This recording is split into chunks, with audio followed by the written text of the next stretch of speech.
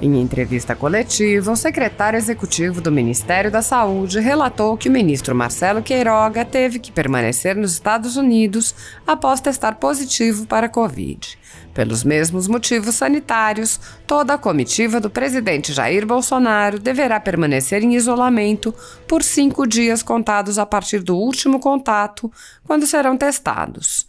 O secretário explicou que o presidente Bolsonaro já está no Palácio da Alvorada, assintomático, e seguirá essas orientações. Assim está. Questões precisavam ainda ser esclarecidas para que eu pudesse aqui trazer a informação para vocês.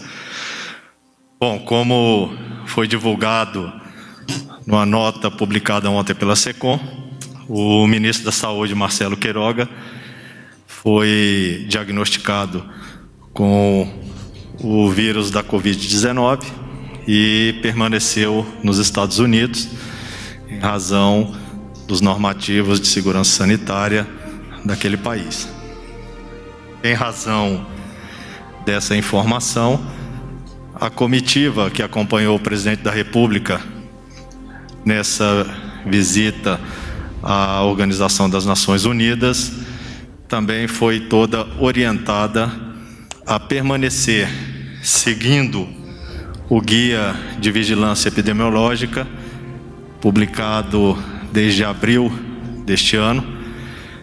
Foram então orientados a permanecer em isolamento pelo período ali previsto.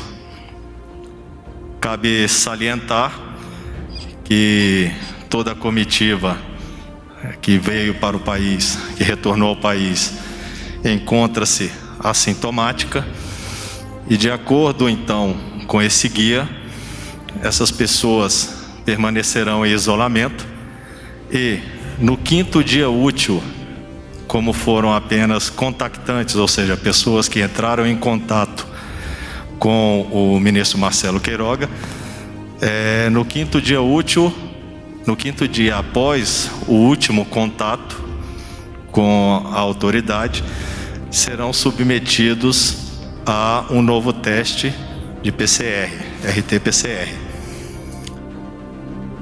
Em sendo negativo esse teste, a pessoa encontra-se então liberada do isolamento e será acompanhada por um médico, terá um acompanhamento até o 14º dia. 14º dia, permanecendo então assintomática, está descartado o caso de Covid. Tá certo? Então isso está previsto nesse guia. Já a publicação dele já tem, salvo engano, de abril do ano passado, e prevê então esse posicionamento que já está sendo seguido por toda a comitiva. O presidente da República encontra-se no Palácio da Alvorada, assintomático, totalmente assintomático, e seguirá então essas orientações. Tá certo? São 5 dias contados do último contato, então sábado para domingo, tá? Então, considerando o tempo daí, que foi feito o último contato, entre sábado e domingo. A contagem feita ali pelo Ministério da Saúde dá no sábado. Então, sábado à noite, domingo pela manhã, então é feito esse novo exame. Tá bom? Bom, as perguntas específicas, ou seja, são questões técnicas, deverão ser direcionadas ao Ministério da Saúde. Eu já orientei a assessoria de imprensa de lá, para que receba então todas as perguntas e possam então informá-los de acordo com a tecnicidade da pasta, tá certo? Não, foi ato falho. São 5 dias contados a partir do último contato com a pessoa infectada, tá bom?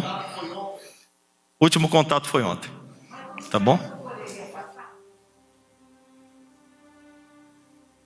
Eu não tenho aqui ao certo, mas é um pouco mais de 50, são 50 pessoas, porque inclui-se aí o escalão avançado, por medida, não entraram em contato com o ministro, mas por medida de precaução, também foram submetidos às mesmas regras, tá bom?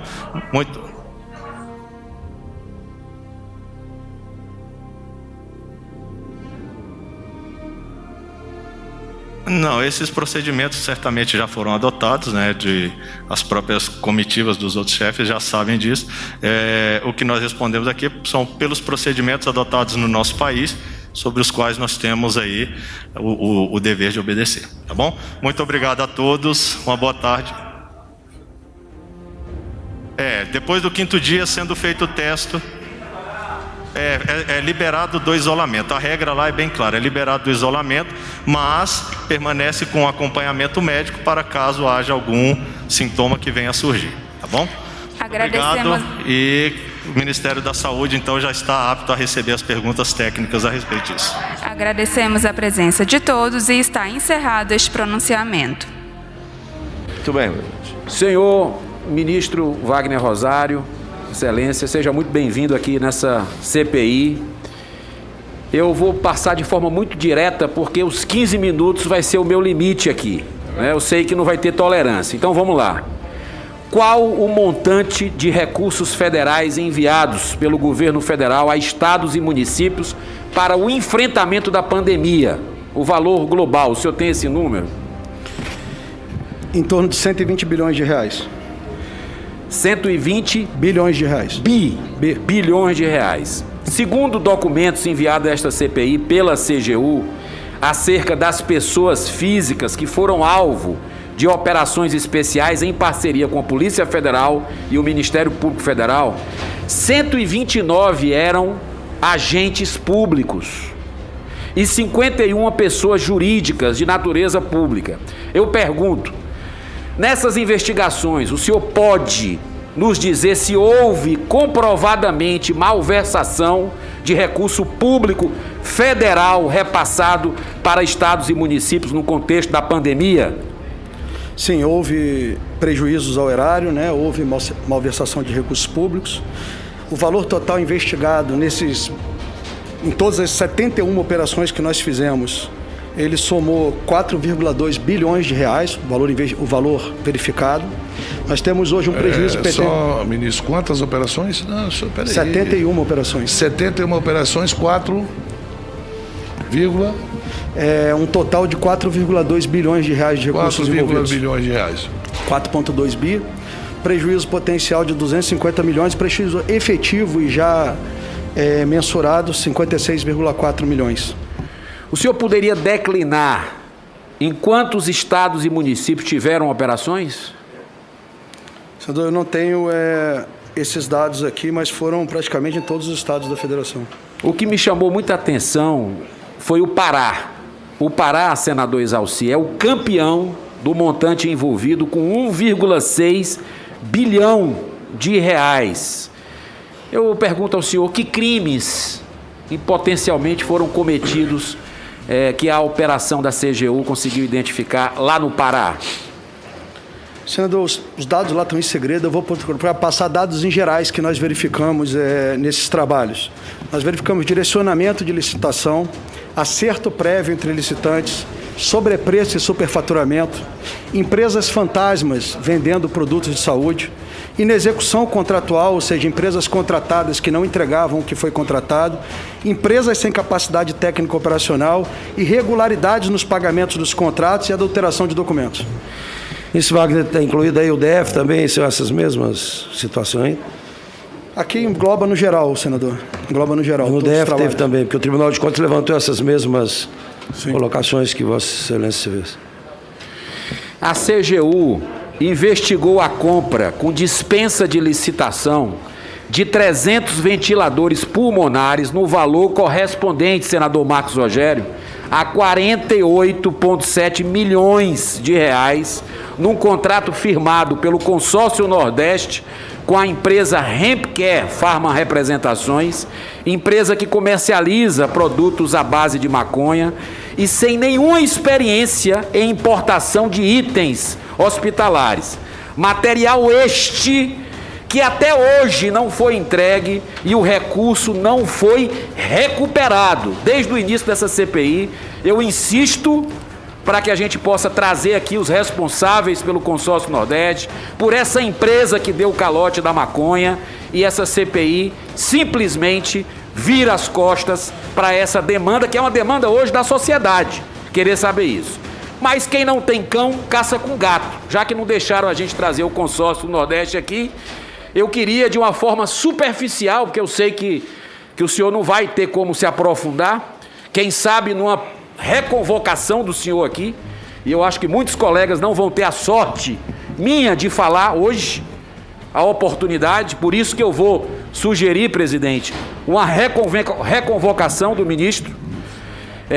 Eu queria lhe perguntar, pelas conclusões da CGU sobre esse escândalo do Consórcio Nordeste, houve aplicação de verba federal nessa negociação?